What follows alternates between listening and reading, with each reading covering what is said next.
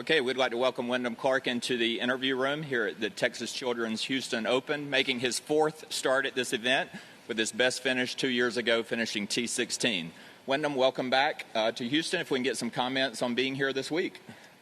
Yeah, I'm looking forward to coming back. I've had some success here. Unfortunately, I've had poor Sundays, but I've been in the top 10 a couple of times, and so I really like this golf course. I like Houston. I like being at this venue, and I think it fits my game, so I'm happy to be here.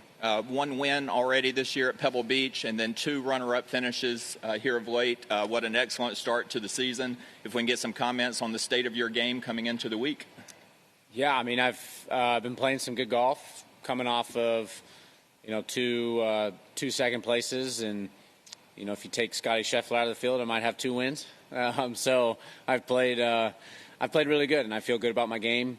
Unfortunately, suffered a little bit of a back injury early this week, so I'm kind of nursing that. But it's loosening up, and I was able to hit some shots today. So I'm looking forward to teeing it tomorrow. All right, great. We'll open it up to questions. We'll start with Cameron. I guess I'll follow up on that. What did you do to your back, or how serious do you think it's going to hamper you throughout the course of the week?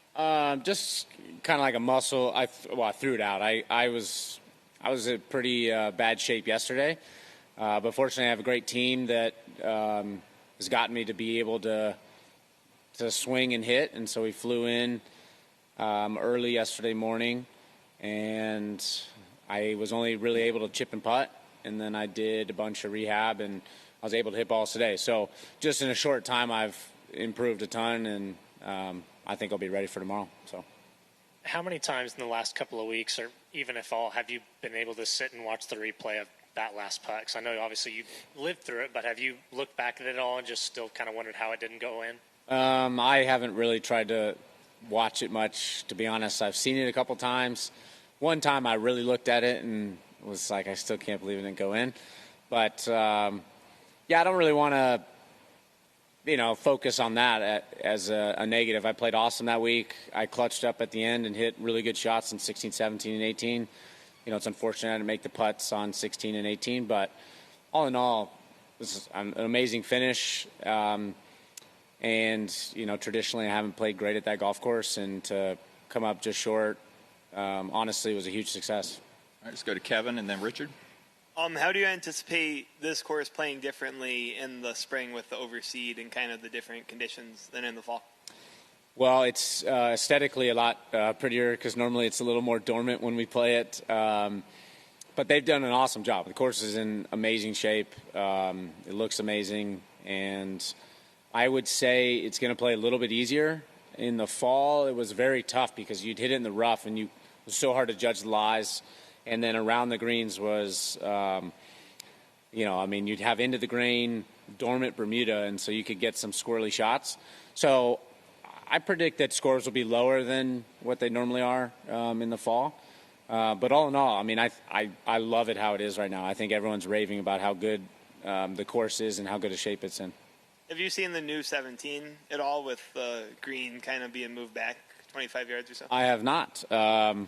I literally played 9 holes today, and so that'll be new. Hopefully my caddy has done some good work. And how did you throw out your back? I guess, where were you? And it was on Monday morning. I was in Scottsdale. I was working out. Body's been really healthy, and I just got caught in an awkward spot doing a lift, and back went. So it's not something that happens regularly, but it happened, and you live and you learn. But I'm trending in the right direction. I'm hitting it or feeling stronger and more mobile every day. Was there a thought at all that you might not be able to play, or was it not that? Yeah, no, for sure. But I wanted to give it my best effort. I had a dinner last night that I wanted to be a part of, and then I knew I was playing with kids today that were battling with heart transplants and cancer, so I wanted to make sure I could be here for that, and I'm going to give it my best effort tomorrow, and hopefully I can play and compete, and if not, I got to get ready for tournaments to come after this. And before that, we open up more questions here, but you did just play with Jet Skaggs, double heart transplant recipient. What was that experience like for you? Well, what's amazing is, one, it's amazing how good the doctors are, because you could barely even tell that Jed had gone through so much. And then with that, it's amazing how how much fight and how much determination that kid has. And I mean, he just seemed so happy out there and enjoying himself. He's a really good golfer, and I really enjoyed spending time with him. So it was quite a special moment spending those 9 holes with him. All right, awesome. Yep, Richard. Yeah, last time the tournament was played here in November, a year and a half ago, and you absolutely had to hit fairways. And the course has changed some. There's hardly any rough now. Is it does this course is it more forgiving off the tee, and does this favor long hitters? Yes and yes. It's not a good week to throw your back out because this is going to be a grip it and rip it, bomb it down as far as you can, because there isn't that challenging rough that you had to hit fairways, in the previous years. So now it's just really who can hit it the farthest and then take advantage of that, and then obviously make the most putts. So, this course still has a bunch of defense around the greens. The greens are challenging around. If you miss the green, the up and downs are tough. But, if you're hitting it good and far, it's a huge advantage. All right, Cameron. Couple of things. Have you got to watch Full Swing and kind of how you were portrayed in the show in season 2? I still haven't watched it. So I feel uncomfortable watching myself on TV. I don't like, hearing myself talk, and I also lived it. So, I don't know. I've just always kind of been, it's always been weird watching myself. So I haven't watched it, but I've heard some good feedback from friends and family, and they really liked it. Who do you think on tour that would be maybe good down the road, or someone that fans who watch the sport would get to know better if they were featured on that show for future seasons? Let me think. Give me a second. This is, put me on the spot.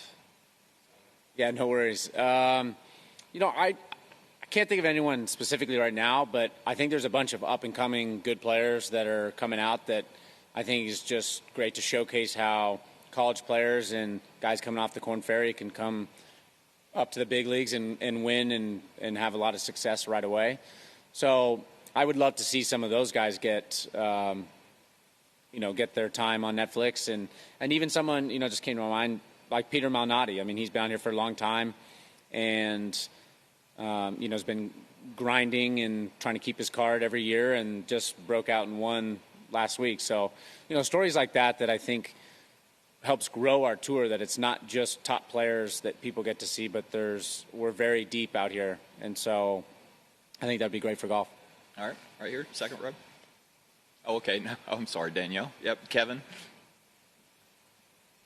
About a year ago or so, you were still in a category of playing in additional events at times. Is it kind of crazy at all thinking how quickly your, place in the game has changed? And when you think about that time, would you have envisioned this being kind of the spot you're in a year later? It is crazy to think that just 12 months ago I was, hadn't had a first PGA Tour win and was still ranked outside the top 50 in the world. And, in such a short time have done a bunch. But I've always thought and believed in myself that I could be in this position. So I'm not shocked by any means. But it is amazing to look back and go, wow, this in such a short time, won 3 times and won a major and played in a Ryder Cup team. So it is kind of been surreal, and now it's become my new reality, which is pretty fun. If you had to pinpoint one particular thing that has allowed you to do that, what would it be? I would just say I've heard it probably in many interviews, but my ability to grow in the mental game and to be more positive out on the golf course and my best friend, and talk to myself and not listen to myself, has been a huge growth in myself, and I think that's what's helped me have success both on and off the golf course. All right, Richard. Yeah, you mentioned if Scheffler hadn't been in the field a couple weeks in a row, that you might have had 2 more wins and everything, and he's in the field again this week. But you have a good little rivalry going with Scotty and everything, and just talk about what he means to the game and being so good and everything, and how good can he really, What's his ceiling? Yeah, I mean, I would love for us to be battling it out every week because, you know, Scotty is the #1 player in the world. He's a great person. I really enjoy Scotty and I are friends. I really enjoy him, and he's kind of he's the meter right now of us trying to get to be as good as he is. He hits it better than everyone else, and now he's starting to putt good. So, you know, it's amazing to watch him play and see what he can do, and he's pushed me to get better. And, you know, as far as rivalry, we don't have one, but it would be fun if every week we were battling it out, and I win one week and he wins the other week. I'd take that right now. That would be pretty awesome. All right. Anything else? Wyndham Clark, thank you, sir. Yeah. Thanks, guys.